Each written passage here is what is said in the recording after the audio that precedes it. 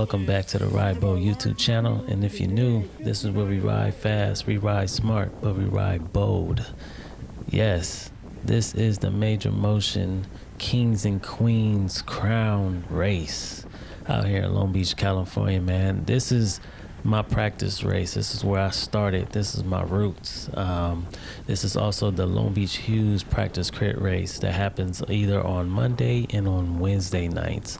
So, you know, when that time change and you out here in LA, come down here. I believe they start off at 6 o'clock and then go for about an hour.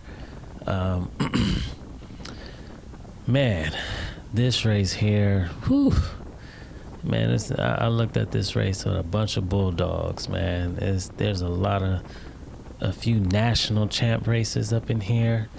And then you got your state champ racers up in here. And then you got your individual people that's just gonna work hard, just dig and work hard. So, man, I came into this race with the mindset of, you know, coming top 10. Man, you got Sharon Smith, Bahati, Steve Brown, Eric Anderson, and some other folks. Man, are they gonna allow me to just win this race? Nope. So the goal, just become top 10. This is the first lap here. Just want to show y'all what this course look like. There's supposed to be another one, so later in the year. So make sure y'all look out for that and come to the race, man. This course is, I love this course, man. So yeah, I really wanted to just get top 10, really work hard, do top 10. I think I surprised myself in this race. So with that, we're gonna jump into, I think my main thing for this race was to be efficient.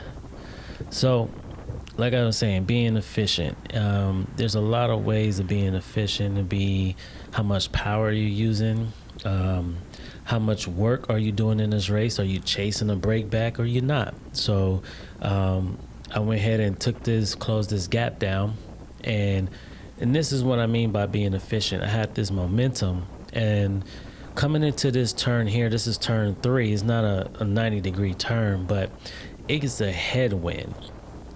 It's like a 45-degree headwind, literally coming from the west going towards the east.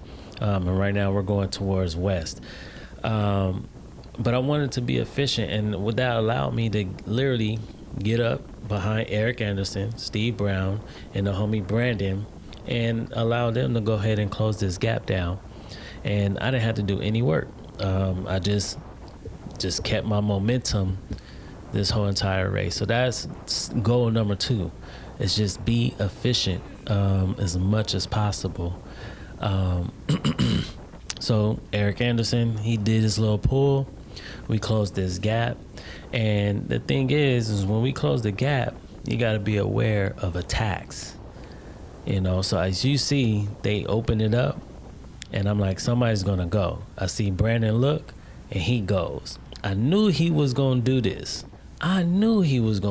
I called this out before the race even started. So the homie Brandon, he goes off.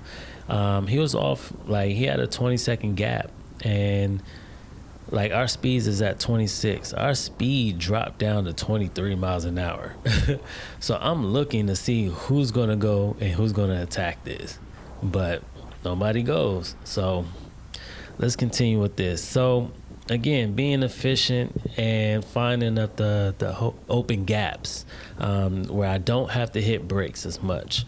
One of the things that I think in safety is if you catch a flat, you keep your hands up, just like Bart kept his hands up and kept his line straight. He didn't deviate to the left or to the right. Again, another way of being efficient is, hey, you see somebody that's trying to move up, you follow that wheel.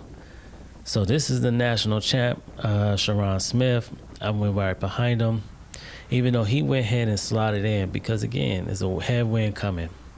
But again, my position, this is too far back for me, man. I'm trying to stay up in the front as much as possible, as long as possible, just so I can see what is going on in the race. So I'll go right around them, move up a couple of spots, slide in, and just again keeping my momentum and just staying efficient. Here is, I think, again, a move up because I was in a bad position, and the pace is slowing down just a little bit. So I know somebody's going to jump and attack. I think a couple of riders already kind of went off the front a little bit. So I see Brandon, and I know he wants to go. So I'm like, if he goes, I'm going. So boom, he goes. I'm on the wheel. I see Bahati to the right. Now, when Bahati comes up to the front inside of this type of trying to create a break, you better go. You better go and stay with it and hold on. No, we didn't snap the field, but the pace is up high. So I'd rather be up here where the pace is up high than back there with the slingshot effect. It's like what we call, again, is a yo-yo effect. I don't want to be back there. I'd rather be up here with this. So I see Bahati's looking back, and he's looking back more than once. So I'm like, he must be up to something. He's going to do something. So I'm preparing myself. He looks back one more time, and then at this moment he goes. When I mean he goes, I'm trying to stay on Brandon's wheel as much as possible. I'm doing 600 and some watts just to try to stay on this wheel. And this is a headwind. That's a strong headwind. We coming up in here, man, my heart rate is right now is on hold at 180. But that thing creep up to 189, I'm like, bruh, I need a timeout. Somebody blow the whistle. Blow the whistle. I told B, I can't do it. I need to recover. After that right there, I need to recover. So at this point, I kind of just slot back in mid pack just to recover, and let's see what we're gonna do next, man. Look, my heart rate at 187. Yeah, I definitely need to recover on that one. So now again, looking at the moves, I see these riders go, and I'm like, well, I recovered one lap. One lap later, I end up recovering. I was feeling good, feeling great. So I hopped on this wheel. I look back, and we got a gap. So I'm not trying to yell that we got a gap. I just want this. I think he's I don't know what team he rides for. That's the big orange guy. So I wanted him to pull, and I was gonna come through, but not just yet. I had to dig to try to even get to them. So I wanted him to bridge to these other three riders, and this kind of looked promising.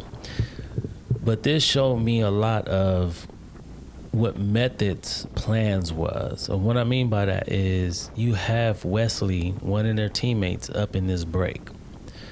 That means Methods didn't have to try to come and bring us back. But if they do, this lets me know that their goals wasn't to have one person in a break for this race or to try to finish this race. They wanted to try to kind of keep it together. And I can be wrong. You know what I mean? I can be wrong. I don't know. I wasn't underneath their tent. I was more focused on me. So I did yell at them and say, hey, let's go up, up, up. Only for the fact that we had a break. Now, does this break look promising? Not really, man. We're also coming into, I think this was a preem lap as well.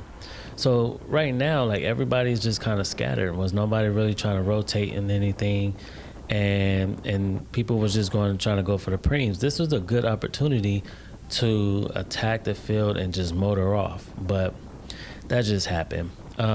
Next thing. Few laps later, man, Big Orange took the front, and I noticed that they slowed down, and I wanted to attack them if they slow down again. So they slowed down here, and I just attacked. This is how much I was feeling good with myself. I went ahead and attacked, and I settled in on the saddle, and I wanted to keep this momentum. Again, opening up my legs, getting myself together. These are the type of things I worked on the off season, so I definitely wanted to put it into play just to see how I feel. And yeah, I'm off the front. I probably had like a good 10-second gap. Did I think I was going to try to stay away? No, not really. But if they wanted to get me, they had to put some work in and come get your boy. Because I'm still doing 29 miles an hour just by myself in a gap. So they end up catching me and recovered. It was 6 laps to go, but we're about to get ready to come into the last lap. I'm going to go ahead and let this play out and talk y'all way through this. So coming into the last lap, I know Brandon is in a bad position. Brandon is strong. I yell at Brandon, yo, you need to get up there and get up to the front now. So he jumps and sprint. I'm like, cool. I don't need to worry about Brandon, because that's a baby match, just trying to get in position. I'm trying to be patient. I don't want to get too far to the front too early, or Methods right now is having their train. So I don't want to be up there fighting fully. And I would just want to play my cards right until I know where I need to jump, because when I jump, that's all I got left. Because like I said, I was doing work throughout this whole entire race.